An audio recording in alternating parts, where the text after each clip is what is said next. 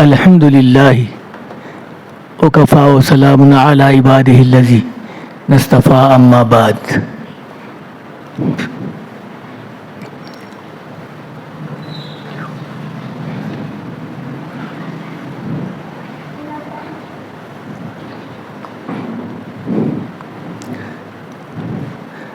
بھئی یہ محرم کا مہینہ اسلامی تاریخ میں پہلا مہینہ کہلا جاتا ہے۔ یہیں سے اسلامی تاریخ کا ابتدائی معاملہ شروع ہوتا ہے۔ کیوں اس مہینے کا انتخاب پہلے کیا گیا، حالانکہ رمضان مبارک بہت برکت والا مہینہ ہے؟ رمضان کیوں نہیں کیا گیا؟ محرم کیوں کیا گیا؟ تو اس کی کچھ خصوصیات ہیں۔ پہلا یہ ہے کہ حضرت آدم علیہ السلام کو اللہ تعالیٰ جب بنایا تو کہا جاتا ہے کہ ان کے اندر جو روح پھونکی گئی وہ 10 محرم تھی۔ جو جان ڈالی گئی ہے ان کے اندر وہ 10 محرم تھے، اور پھر جنت میں ان کو رکھا گیا، حوا علیہ السلام کو اور ان کو دونوں کو۔ کچھ ان سے سہو ہوا، وہاں سے ان کو دنیا میں بھیجا گیا۔ حضرت آدم علیہ السلام کو سیلون میں اور حضرت حوا علیہ السلام کو جدہ میں اتارا گیا۔ تو جس وقت میں حضرت آدم علیہ السلام کو جنت سے بھیجایا گیا تھا وہ 10 محرم تھے۔ حضرت نوح علیہ السلام کا زمانہ، جو ساری دنیا میں ان کی قوم نافرمانی کرنے کی وجہ سے پانی سے بھر دیا گیا، تو اب حضرت نوح علیہ السلام کو حکم دیا تھا کہ کشتی بناؤ، کشتی بنا لیا گیا۔ وہ کشتی میں وہ لوگ بیٹھے رہے، 40 دن تک وہ کشتی پانی میں تیرتی رہی۔ 40 دن کے بعد پانی آہستہ آہستہ کم ہوا تو جا کر ایک پہاڑ ہے، جودی پہاڑ اس کا نام ہے، جودی، وہ پہاڑ پر جا کر رک گئی۔ پانی کم ہوا تو پہاڑ پر جا کے رک گئی۔ تو وہ جو دن تھا وہ 10ویں محرم تھا۔ حضرت موسیٰ علیہ السلام کے مقابل میں فرعون قتل کرنے کے لیے آپ کا پیچھا کیا، دریائے اللہ تعالیٰ اس کو غرق کر دیا۔ چونکہ اس زمانے میں حضرت موسیٰ علیہ السلام اپنی قوم کو لے کر مصر چھوڑ کر چلے آ رہے تھے، تو اللہ تعالیٰ جل شانہ نے دریا کا راستے بنا کر اس سے جو ہے جانے کا حکم دیا تھا۔ یہ چلے گئے، جب دریا پار کر دیے تو یہ دریا میں گیا تو پانی مل گیا اور یہ فرعون مر گیا پانی میں ڈوب کر۔ وہ جو دن تھا وہ 10ویں محرم تھا۔ کہا جاتا ہے کہ حضرت امام حسین رضی اللہ تعالیٰ عنہ، حضرت رسول کریم صلی اللہ علیہ وسلم کے نواسے فاطمہ رضی اللہ تعالیٰ عنہ کے صاحبزادے کی شہادت بھی 10 محرم کو ہی کربلا میں ہوئی تھی، اور ان کے ساتھ 72 آدمیوں کی بھی شہادت ہوئی تھی۔ اور تیسری اور ایک بات خصوصی کہ جس وقت قیامت کا منظر ہوگا، یہ دنیا کو اللہ تعالیٰ ڈھا دیں گے، ختم کر دیں۔ حضرت اسرافیل علیہ السلام کو اللہ میاں حکم دیں گے کہ سر پھونکو، تو وہ پھونکیں گے، جس کی وجہ سے آسمان ٹوٹے گا، زمین پھٹے گی، سمندر سوکھ جائیں گے، سارے انسان مر جائیں گے، یہاں تک کہ فرشتے بھی مر جائیں گے۔ وہ جو دن ہوگا وہ 10ویں محرم کا ہوگا۔ تو ان خصوصیات کے ساتھ اللہ تعالیٰ جل شانہ نے محرم کے مہینے کو مبارک کا محرم کے مہینے کو اسلام کا پہلا مہینہ قرار دیا۔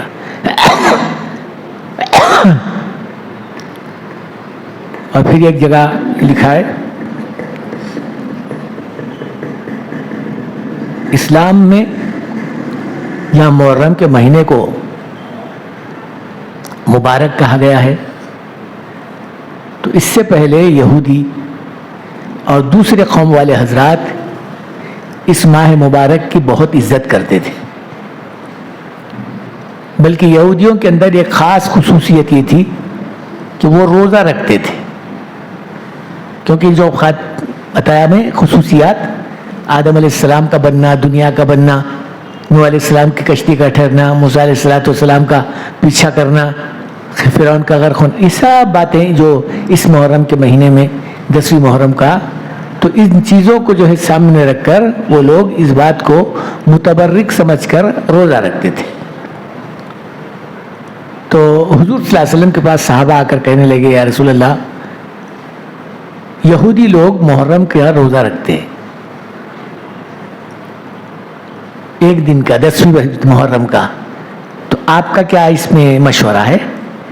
تو حضور صلی اللہ علیہ وسلم نے کہا بھائی روزہ بہت مبارک ہے، بہت بڑا ثواب ہے، اس دن جو ہے بہت بڑے خصوصیات کا جو ہے معاملہ ہے، اگر کوئی روزہ رکھتا ہے تو اس کو بڑا ثواب ملے گا، بلکہ رمضان کے جیسے ثواب اس کو ملتا ہے، لیکن ایک کے بجائے 2 روزے رکھنا اچھا ہے۔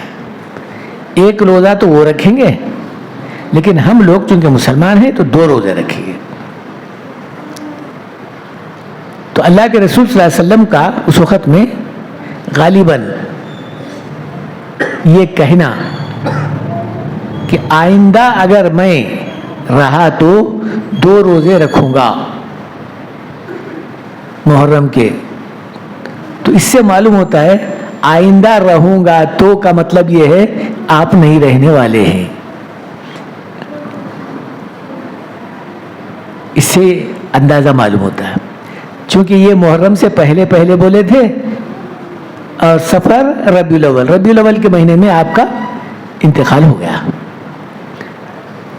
تو بہرحال یہودی لوگ محرم کے مہینے میں جہاں روزہ ایک رکھتے ہیں، تو وہاں مسلمانوں کو کہا گیا کہ 2 روزے رکھیں، اس کا بہت بڑا ثواب ہے۔ اور پھر اتنا ہی نہیں، بلکہ یوں کہا گیا اگر کوئی اس روزے کے ساتھ ساتھ لوگوں کو کھانا کھلائے ہی صحیح، اللہ اس کے دسترخوان پر برکت دے گا۔ بہت سارے لوگ، بلکہ ایک قوم ہے شیعہ قوم، بہت اہتمام کرتے ہیں وہ لوگ۔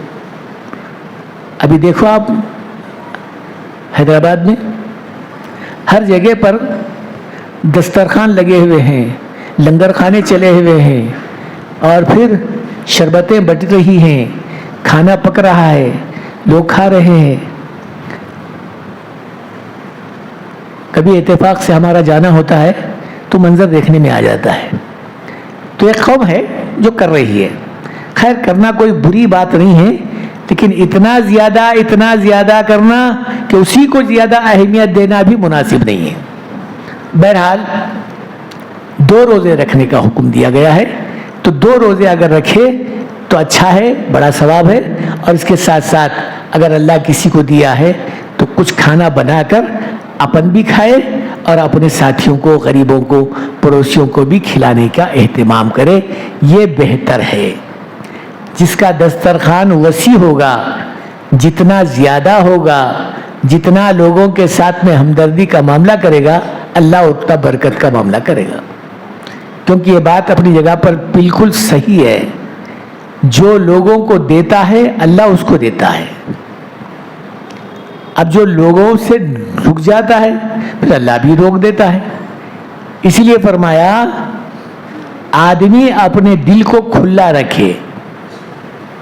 ایسے اوقات میں یا تو آدمی اپنے آپ کو اللہ کے اور اللہ کے رسول صلی اللہ علیہ وسلم کے کہنے کے مطابق عمل کرے، یا کم سے کم اتنا تو ضرور کرے کہ وہ روزہ رکھے، نماز پڑھے، تلاوت کرے، ذکر و فکر کرے، ان لوگوں کے لیے دعا کرے جو اللہ کے واسطے اپنے آپ کو شہید اور شہادت کا معاملہ پیش کیے. اب یہاں پر وہ حضرات غلو کرتے ہیں. غلو کیا مانے؟ ایک دم اپنے آپ سے باہر ہو جاتے ہیں. بلکہ بعض جگہ پر یہ دیکھنے میں آیا کہ انہوں مر گئے تھے ہم بھی مر جائیں گے، ان کو خون نکلا تھا ہم بھی خون نکالیں گے، تو سینے پر جو ہے مار لیتے ہیں، گال لوش لیتے ہیں اور جسم پر خون نکال لیتے ہیں. یہ جو ہے پاگل پن، یہ صحیح نہیں ہے، کیونکہ شریعت میں اس سے کوئی جگہ نہیں ہے. اس واسطے کہ آپ اپنے آپ کو قابو میں رکھ کر احکام خدا پر عمل کرنا ہے، نہ کہ ان کی باتوں پر آ کر آدمی جو ہے کسی چیز کے اندر غلو کر کے اپنے آپ کو ہلاک کرنا ہے. چنانچہ یہ بات بتا رہا تھا کہ دسترخوان کسی کا اگر بڑا ہو جائے تو اللہ اس کے دسترخوان پر برکت دیتے ہیں. کھلانا کھانا یہ تو اپنی جگہ پر ہے، لیکن دینے دلانے کا جو معاملہ ہے، لوگوں کے ساتھ میں خیر و خیرات کا معاملہ ہے، صدقہ فطرے کا معاملہ ہے، اور پھر لوگوں کے ساتھ ہمدردی کا معاملہ ہے. اگر یہ کوئی کر رہا ہے تو اس سے بڑھ کر اور کیا ہو سکتا ہے، کیونکہ ان خصوصیات کے ساتھ یہ مہینہ شامل ہے. تیسری بات یہ ہے کہ اب بہت سارے لوگوں کے ایک ذہن میں ایک بات کھٹکتی ہوگی کہ جہاں پر محرم کا مہینہ آتا ہے تو لوگوں کا ذہن میں ایک کام کرتا ہے کہ حضرت امام حسین اور امام حسن رضی اللہ تعالیٰ عنہما کے شہادت کا معاملہ سامنے آ جاتا ہے. یہ ان کے ساتھ ہی خصوصیت کا معاملہ نہیں ہے، جیسا میں بھی بتایا، یہ تو ایک واقعہ ہوا ہے. کیوں ہوا یہ واقعہ تو میں بعد میں بتاؤں گا، لیکن ایک مختصر سی بات یہ ہے کہ اللہ کو جو منظور تھا وہ ہو گیا. حضرت عبد القادر جیلانی رحمۃ اللہ علیہ فرماتے ہیں اگر میں زندہ ہوتا تو واقع کربلا ہونے نہیں دیتا. کیا مطلب اس کا؟ ہو سکتا ہے کوئی رول ادا کرتے تھے ہوں گے، جیسا حضرت امام حسن رضی اللہ تعالیٰ عنہ نے ادا کیا تھا. حضرت معاویہ رضی اللہ تعالیٰ عنہ کو جس وقت شام کا گورنر بنانے کے بعد میں ان کو خلافت کا معاملہ سونپا گیا تو حضرت معاویہ رضی اللہ تعالیٰ عنہ کے صاحبزادے جو حضرت امام حسن و امام حسین رضی اللہ تعالیٰ عنہ کی شہادت میں ملوث ہے، ایسا کتابوں میں لکھا ہوا ہے. واللہ عالم، اللہ جانتا ہے کون کیا کیا ہے. بہرحال سیاسی معاملہ ہی ہے. کیوں ہوا؟ کہیں سیاست میں ماں بیٹے کو بھی قتل کر سکتی ہے. آپ سمجھ رہے ہوں گے. ابھی میں اس بات سے نہیں بول رہا ہوں، یہ باتیں بولنے کے نہیں ہیں، اشارتاً بول رہا ہوں، یہ سیاست ہے. حالانکہ حضرت معاویہ رضی اللہ تعالیٰ عنہ حضور اکرم صلی اللہ علیہ وسلم کے سالے ہیں. سالے حضرت معاویہ رضی اللہ تعالیٰ عنہ کی بہن ام حبیبہ حضور صلی اللہ علیہ وسلم کی بیوی ہے، تو امہات المومنین کہلاتی ہیں، ہمارے سب کی ماں ہیں. اور یہ رسول کریم صلی اللہ علیہ وسلم کے کاتب وحی ہیں، بولے تو قرآن لکھنے والے ہیں. حضرت معاویہ رضی اللہ تعالیٰ عنہ سب سے پہلے قرآن لکھنے والے حضرت معاویہ رضی اللہ تعالیٰ عنہ ہیں. چنانچہ اتنا بڑا درجہ ہونے کے بعد رسول کریم صلی اللہ علیہ وسلم کتنے ہی خوشخبریاں دیے تھے معاویہ رضی اللہ تعالیٰ عنہ کے تعلق سے. خیر اس کے بعد حضرت عمر رضی اللہ تعالیٰ عنہ کا زمانہ آیا ابو بکر صدیق رضی اللہ عنہ کا زمانہ آیا، عمر فاروق رضی اللہ عنہ کا زمانہ آیا، تو اس وقت میں ان کو ملک شام کا گورنر بنایا گیا، خلیفہ نہیں، گورنر بنایا گیا۔ جب ان کو ملک شام بھیجایا گیا تو اب یہاں پر مدینہ منورہ میں کچھ آپس میں تغافار چلنے لگا۔ اب یہ کیوں چلنے لگا، اس کا لمبی داستان ہے۔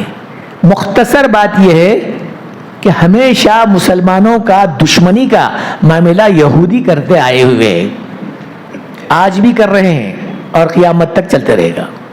اس زمانے سے چل رہا ہے، آج بھی چل رہا ہے اور قیامت تک چلتے رہے گا۔ اب آپ بولیں گے اس زمانے میں کیا، اس زمانے میں تو حضور صلی اللہ علیہ وسلم کے زمانے میں تو تھا ہی تھا، آج کے زمانے میں ہے ہی نہیں، چل رہا ہے فلسطین کا،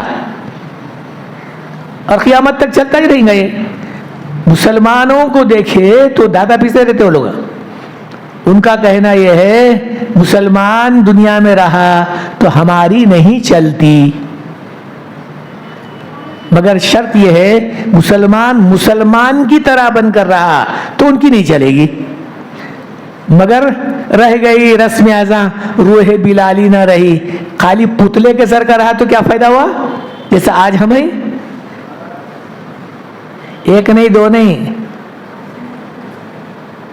2 ارب مسلمان، 2 کروڑ مسلمان ہیں، 2 ارب مسلمان ہیں، 2 ارب، سمجھ میں آ رہا نہیں آ رہا؟ 2 ارب مسلمان ہیں، 2 ارب بولے تو 200 کروڑ، 200 کروڑ مسلمان ہیں۔ یہ تو کاؤنٹنگ کے حساب سے بول رہا ہوں میں، ابھی نہیں معلوم کتنے بڑھ کر ہے۔ اتنا ہونے کے بعد میں بھی آج پتلوں کی طرح ہے ہم لوگ، ہاں کوئی ہمارا وقار نہیں، کوئی ہمارا پکڑ نہیں، کوئی ہماری جو ہے آپس میں ایک جہتی کا معاملہ نہیں، کوئی ہمارے اوپر کچھ بھی نہیں کر سکتا، بلکہ یوں کہو جو بھی آیا ہمارے اوپر ہاتھ ڈالتا ہوا چلے۔ تو اب حالت یہ ہماری بنی ہوئی ہے کہ ہم لوگ ظاہری اعتبار سے نام کے مسلمان رہ گئے ہیں، کام کی مسلمان نہیں ہیں۔ ایک مسلمان بھی اگر کام کا ہوتا تو خدا کی قسم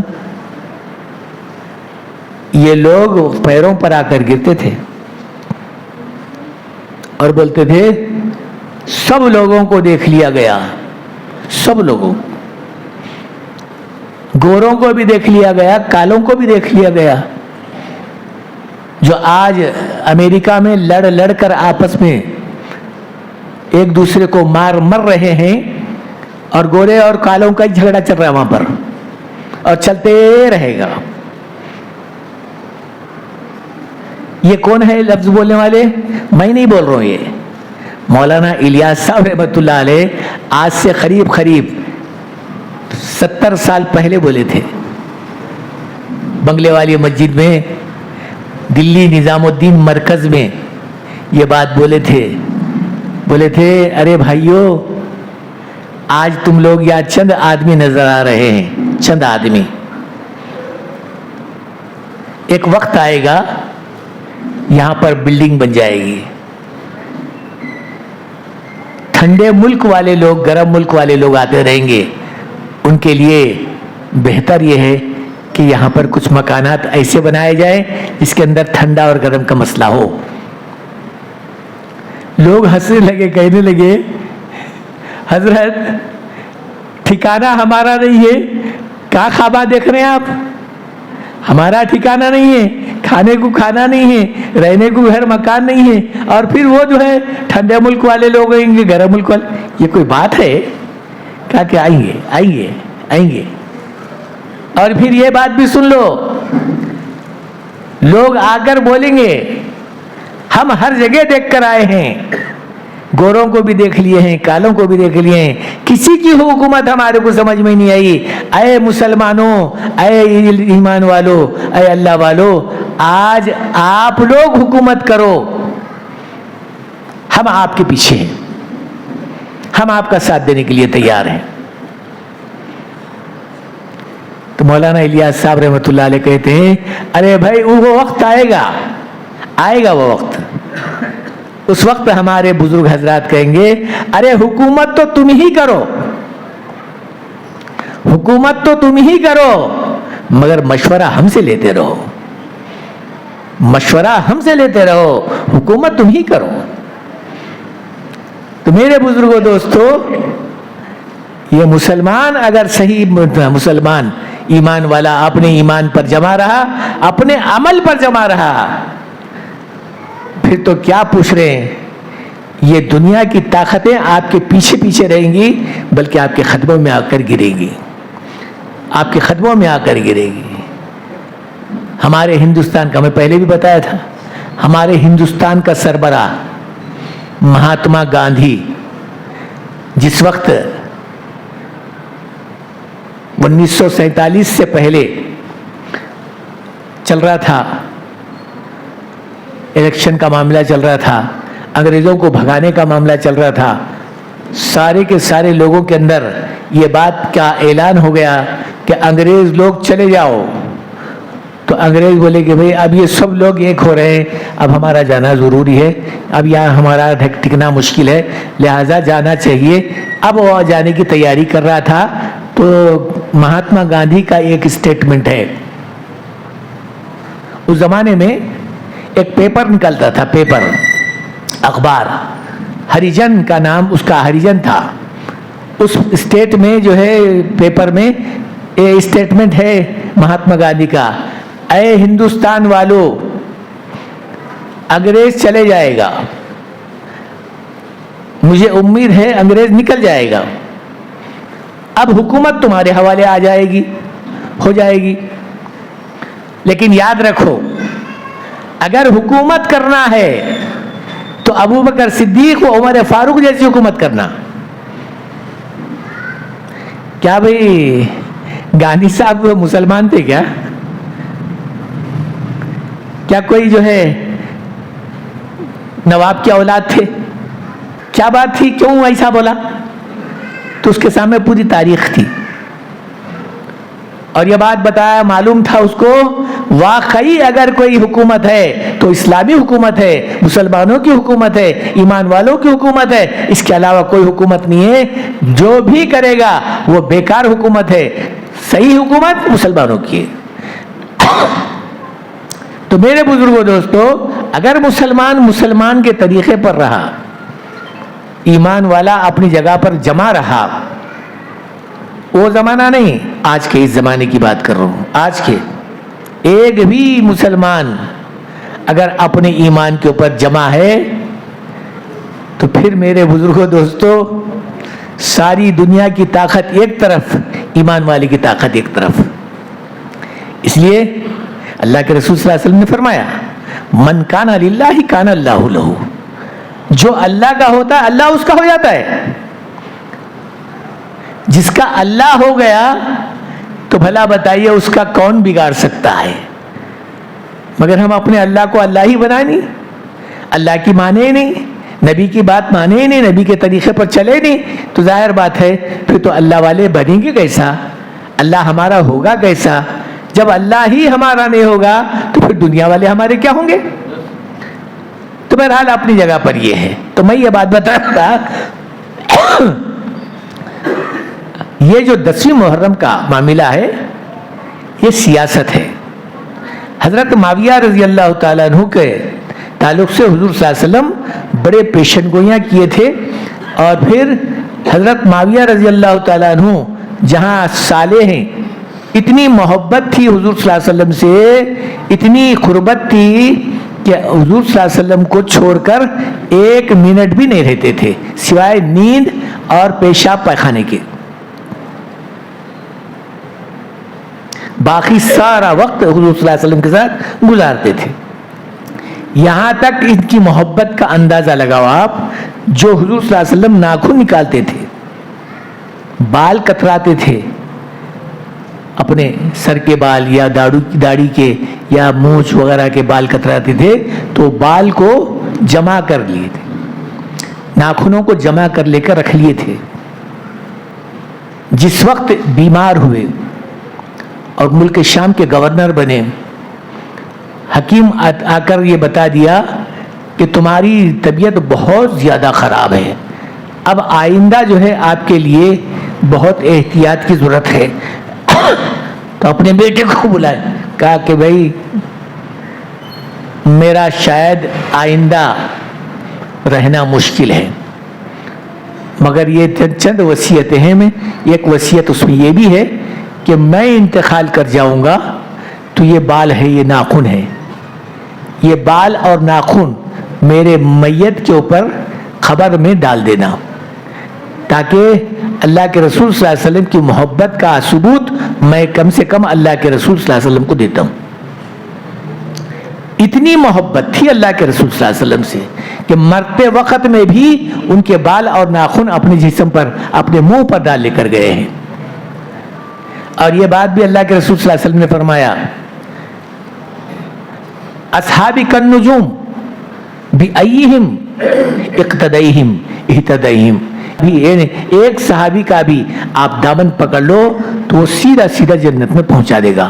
تو مطلب یہ ہے ہر وہ صحابی اللہ کے رسول صلی اللہ علیہ وسلم کی سنتوں کا پورا خوگر ہو. اس واسطے کہ کسی بھی صحابی کے تعلق سے کسی بھی لب کشائی کا حکم نہیں ہے, کسی بھی قسم کی کوئی جو ہے غلط بات نہیں بولنا چاہیے. اگر کوئی ایسا بولا تو پھر ایمان کو سلام کرنا چاہیے.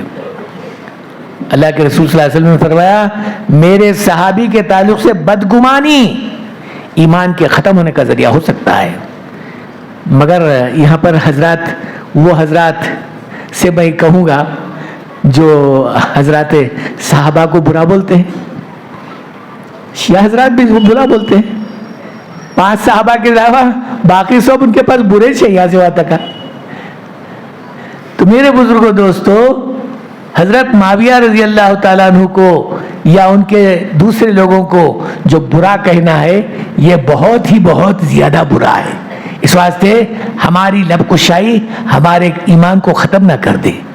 اس لیے کسی صحابی کے تعلق سے برائی تو برا بولنا بہت دور کی بات ہے, برائی کے تعلق سے دل میں بات بھی نہیں لانا چاہیے. اچھا, ایک بات تو یہ.